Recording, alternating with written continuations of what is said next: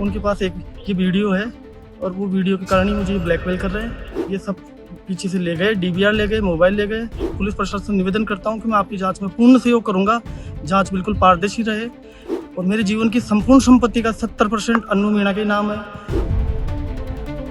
नमस्कार, update India देख रहे हैं आप। मैं आपके साथ कृपा और इस वक्त मौजूद हूं अन्नू मीणा, गौतम मीणा के घर के बाहर, जहां दोनों जन अपने बच्चों के साथ रहते थे। मानसरोवर वाला एरिया लगता है ये, और अपना बंगलो सोसाइटी है पूरी।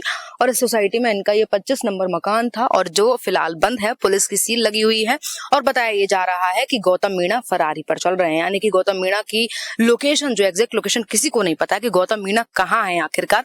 लेकिन हाल फिलहाल में गौतम मीणा की एक वीडियो आती है, कब तकरीबन 3 मिनट की वीडियो है। वीडियो में गौतम मीणा ये कहते हुए सुनाई दे रहे हैं कि मैंने उसको नहीं मारा, मैंने कभी उसको प्रताड़ित नहीं किया गया है, ये सब कुछ उसने जानबूझकर किया, ये सब कुछ उसके परिवार के कहने पर किया गया है, मुझे फंसाने के लिए किया गया है, मेरे बच्चों को मैनिपुलेट किया जा रहा है, जो उनको सिखाया जा रहा है वो मेरे बच्चे बोल रहे हैं। और इतना ही नहीं, उन्होंने ये भी कहा कि जिस दिन अन्नू मीणा ने फांसी लगाई उस दिन उन्होंने स्वयं अपने बच्चों को ऑफिस छोड़ा, यानी गौतम मीणा ने अपने बच्चों को स्कूल छोड़ा। स्कूल छोड़ने के बाद जब वो अपने चोमू निकलते हैं, कुछ सामान लेकर अपने गाँव निकलते हैं, उसके बाद अन्नू मीणा की कॉल आती है, वीडियो कॉल आती है। वीडियो कॉल पर वो फांसी का फंदा जो है तैयार था, फांसी लगाने जाती है। फांसी लगाते लगाते जब गौतम मीणा ने ये पूरा सीन देखा तो उन्होंने अपने पड़ोसियों को फोन किया, पड़ोसियों ने दरवाजा खोला। दरवाजा खोलने के बाद इतनी देर में जब गौतम मीणा आते हैं, उन्हें अस्पताल ले जाते हैं, लेकिन अस्पताल में उन्हें डेथ डिक्लेयर कर दिया जाता है। और ये सब कुछ उन्होंने अपने बयान में बोला है। एक बार आप भी पूरा ये बयान सुनिए, क्या कुछ जो उन्होंने कहा है, क्या कुछ जो है वो साबित करना चाहते हैं।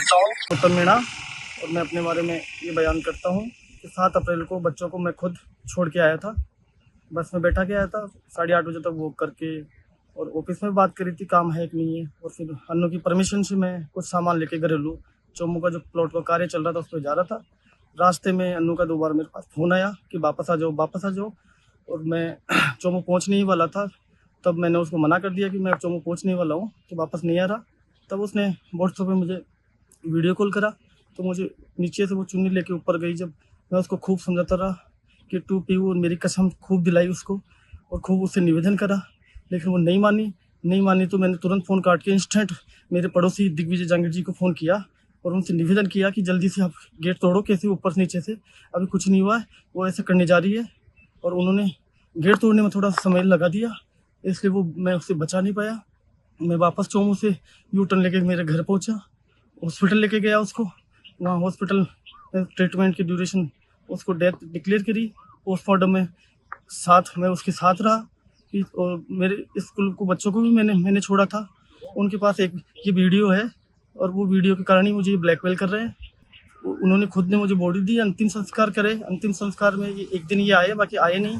और पीछे से मेरे मम्मी के जो गहने थे, मेरी पूरी प्रॉपर्टी के कागज, जो भी केस था, ये सब पीछे से ले गए, डीवीआर ले गए, मोबाइल ले गए।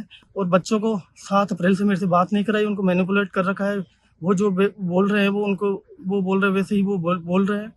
इसलिए मैं पुलिस प्रशासन से निवेदन करता हूं कि मैं आपकी जांच में पूर्ण सहयोग करूंगा, जांच बिल्कुल पारदर्शी रहे। और इन्होंने मेरे पास जब उसका 12वां था, जब ये लेके भी आए थे, मैं एक हॉस्टल लिया था उनकी पार्टनरशिप में, उन्होंने बिल्कुल डिनाइन कर दिया। लेकिन वहाँ मेरे गांव में जो बैठक थी उसमें उन्होंने यस किया था। 50% हमारी पार्टनरशिप थी दोनों की पैसों की, वो उन्होंने नहीं रखा। और मेरे जीवन की संपूर्ण संपत्ति का 70% अन्नू मीणा के नाम है। अन्नू के नाम पत्रकार में भी एक प्लॉट है, 500 गज का प्लॉट अन्नू के नाम चोमू है। और मैंने कभी पैसों के लिए प्रताड़ित नहीं किया। और मेरे जितने भी इंस्टाग्राम में हर एनिवर्सरी, ऊँटी, पिछले बर्थडे में उसको मैंने एस्कोटा गिफ्ट दी है। और इंस्टाग्राम सबसे एफआईआर के दिन ही इन्होंने इंस्टाग्राम डिलीट किया है और पूरा डिलीट कर दिया है। और जो भी मेरे फेवर में एविडेंस थे उन्होंने सब हटा दिए है। इसलिए मेरे माँ बाप, भाई बहन कोई नहीं है, मेरे 2 बच्चे हैं, ये नौकरी है। इसलिए मैं निवेदन करता हूँ कि प्लीज़ मुझे बचाए इससे। और ये किसी भी कीमत पे मेरी नौकरी खाना चाहते हैं, मुझे बर्बाद करना चाहते हैं, मेरे बच्चों को मैनिपुलेट कर रखे हैं। इसलिए हाथ जोड़ के निवेदन आपसे, मैं पूर्ण सहयोग करूंगा आपसे। अब आपने जिस तरीके से सुना कि पूरी ये बातें थी, पूरा ये बयान है, और हाल फिलहाल में गौतम मीणा का तकरीबन 3 मिनट का ये बयान सामने आया है। इसके बाद जब अनु मीणा के परिवार से बातचीत की गई, मायके से बातचीत की गई, तो मायके में उनके भाई से बातचीत की गई, तो उन्होंने कहा कि हमने उसके सस्पेंशन के लिए उस पर कार्रवाई करने के लिए, क्योंकि गौतम मीणा एक एक्सियन है, इंजीनियर है पीडब्ल्यूडी विभाग में, और जब बातचीत की गई तो दिया कुमारी जो मुख्यमंत्री राजस्थान की, उनको ज्ञापन सौंपा गया। उन्होंने ये आश्वासन दिलाया कि उसके सस्पेंशन की कार्रवाई लगातार जारी है, उसको सस्पेंड करने के लिए कागज तैयार कराए जा रहे हैं। लेकिन अब देखना ये होगा कि कितना वेट करना पड़ेगा गौतम मीणा के सस्पेंशन के लिए, और अगर गौतम मीणा निष्पक्ष हैं, गौतम मीणा की कोई गलती नहीं है, तो क्यों वो फरारी काट रहे हैं, क्यों वो पुलिस स्टेशन में आके सरेंडर नहीं कर देते हैं। साथ ही उनके परिवार वाले भी हैं जो गांव में रहते हैं। गौतम मीणा, उनकी पत्नी और दोनों बच्चे इस मकान में रहते थे, और जो उनके परिवार वाले हैं वो गांव में रहते हैं। गांव में ही जो है अभी शोक सभा बिठाई गई, जब उनका अंतिम संस्कार किया गया। उसके बाद अब जो बातचीत की गई, गौतम मीणा की बाइट निकल कर आई, तो उनका कहना यह है साफ साफ कि इस पूरे जो वारदात है उसमें मायके वालों का जो है हाथ है। और जब गौतम मीणा उसको अस्पताल लेके गए, अनु मीणा को डेथ डिक्लेयर कर दिए गए, तो उसके बाद जो है अंतिम संस्कार हुआ। अंतिम संस्कार के बाद गौतम मीणा जिस तरीके से बताते हैं कि परिवार वाले आते हैं, उनके भाई आते हैं, उनके मम्मी पापा आते हैं अनु मीणा के, और यहाँ से जो है सोना चांदी जो भी सब कुछ था वो सब लेकर चले जाते हैं। उनकी माँ के गहने तक जो है, गौतम मीणा की माँ के गहने तक जो है यहाँ से लेकर चले गए हैं, यानी यहाँ से सामान भी गया। उसके बाद प्रॉपर्टी की बात खुली कि प्रॉपर्टी कितनी अनु मीणा के नाम करनी है, तो इसमें भी जो है गौतम मीणा कहते हैं कि 70% प्रॉपर्टी जो है, 70% प्रॉपर्टी ऑलरेडी अनु मीणा के नाम है।